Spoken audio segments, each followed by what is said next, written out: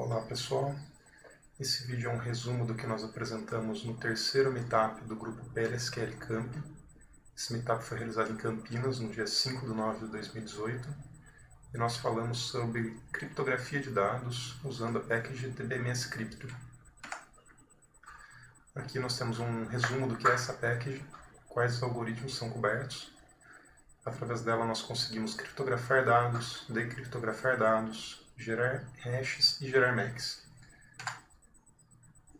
Uma das características que temos que lembrar ao usar essa package é que, apesar de ser possível criptografar textos, ela não criptografa texto diretamente usando o varchar 2, que é o mais comumente usado no Oracle. Para isso nós temos que transformar esse varchar em HAL, fazer a criptografia, e na volta, mesmo caso, temos que decriptografar o dado, mas o resultado vai ser um HAL, e eu preciso transformar de volta isso em varchar 2.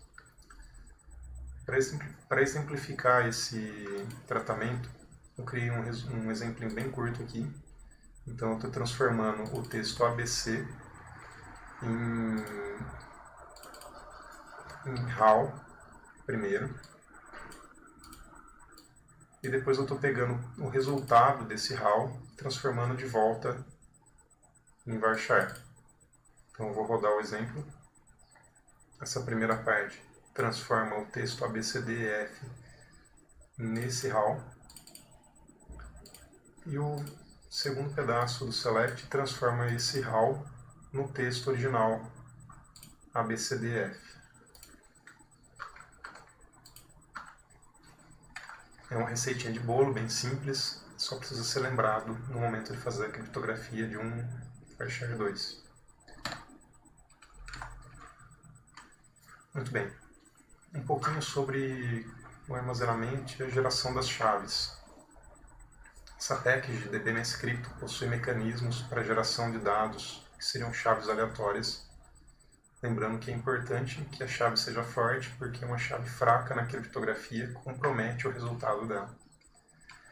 O armazenamento dessa chave é responsabilidade do desenvolvedor, portanto o Oracle não vai gravar esses dados para a gente. A criptografia pela package ela é feita no lado do servidor, ou seja, não garante a transmissão do dado do cliente pela rede até o servidor. Portanto, a rede tem que ser controlada também. Existe um utilitário chamado wrap, para um caso de criarmos uma package que vai controlar essa geração de chaves e gravação dos dados. Esse wrap ele pode ofuscar o código-fonte da package. Seria mais um passo para dificultar a obtenção das informações que controlam a criptografia que a gente criou. Eu não apliquei esse wrap no exemplo, mas ele existe. E é importante que seja lembrado que a package DBMS Random não gera chaves para criptografia. O mecanismo de geração de dados randômico dela não é projetado para criptografia. Outro ponto de atenção é que a package DBMS Crypto possui funções e procedures.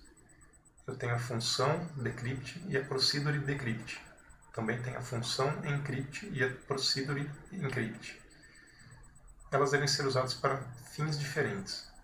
As funções são usadas para criptografar e decriptografar HAL. E as procedures são usadas para trabalhar com log, CLOG ou BLOG. Então só lembrar no momento de usar, pegar a função ou a procedure de acordo com o tipo de dados que está sendo criptografado. Ok. Quais são os problemas de criptografia Quais são os problemas de segurança, na verdade, que a criptografia não resolve? Bom, falha de acesso ou controle de acesso no banco de dados não é para ser controlado por criptografia. Para isso nós temos que usar um projeto, nós temos que projetar o desenvolvimento do sistema de forma que a segurança seja garantida pelos mecanismos do banco de dados, não por criptografia. Criptografia também não garante segurança por mau uso dos poderes dos DBAs. Esse tipo de controle pode ser melhorado usando o produto Vault do Oracle. mas não é o caso de criptografar dados para evitar que o DBA acesse dados usando o DBMS Crypto. Criptografar tudo do banco de dados também não aumenta a segurança. Isso porque tem vários problemas nessa abordagem. Eu preciso que as pessoas tenham acesso aos dados, portanto eu vou ter que compartilhar a chave. Isso já é uma falha na segurança. Se eu trocar a chave do banco também, eu preciso decriptografar tudo e recriptografar todo o banco de dados. E isso também gera um overlay, ou seja, ele vai gerar um problema de performance no nosso sistema. Ok.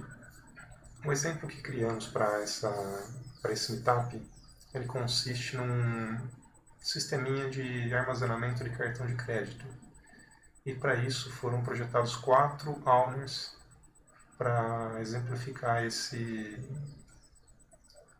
uso da criptografia. O primeiro owner, que é o owner restrito, ele só armazena as chaves, os vetores de inicialização, e esse owner é o responsável por controlar a criptografia, a decriptografia e as gerações de chaves. O segundo owner, que é o owner de dados, ele é responsável por armazenar a tabela de cartão de crédito e para fornecer os mecanismos de controle desses dados de cartão de crédito. Então ele tem uma package que é uma API para a tabela e uma package de faturamento, que chamei de billing aqui, mas é só um exemplinho. Ela só acessa os dados do cartão, ela não faz nada, bem simplesinho. Quem realmente vai ter acesso fora do banco de dados, quem vai ser chamado por outros sistemas, são os owners de cadastro e de faturamento. Esses dois owners representam os logins que serão acessados pelos serviços ou por outros sistemas que não são internos do banco, ou seja, são os nossos clientes. Então, todo acesso ao banco de dados vai ser feito ou pelo sistema de cadastro ou pelo sistema de faturamento. E como que está feito o controle de grants e de acessos nesse exemplo? O owner de cadastro ele só pode acessar uma view de cartão de crédito que não possui dados sigilosos e a API de cadastro, alteração e exclusão. Ele não consegue acessar a package de faturamento, porque não é a função dele, ele apenas cadastra. Já o owner de faturamento, ele não consegue cadastrar nenhum cartão de crédito, ele apenas usa os que já estão cadastrados. Se for necessário cadastrar um novo, ele deveria chamar o serviço de cadastro e depois usar o cartão cadastrado. Esse owner de faturamento, portanto, ele só acessa a view e a package de faturamento. Dessa forma, eu garanto que esses dois owners não conseguirão acessar diretamente os dados criptografados.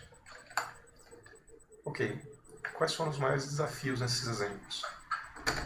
Eu preciso garantir que seja possível alterar uma chave da criptografia sem que eu precise parar o sistema ou sem que eu precise criptografar e descriptografar todo o banco de dados de novo. Então essa chave ela tem que ser alterada durante o uso do sistema sem gerar impacto para ele.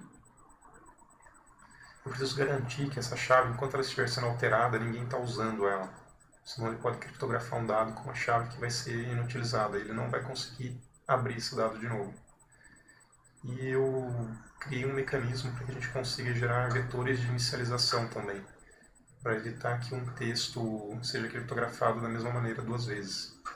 Então, usando um vetor de inicialização diferente, eu consigo garantir que um texto criptografado uma vez vai ser diferente se eu criptografar de novo esse mesmo texto com outro vetor.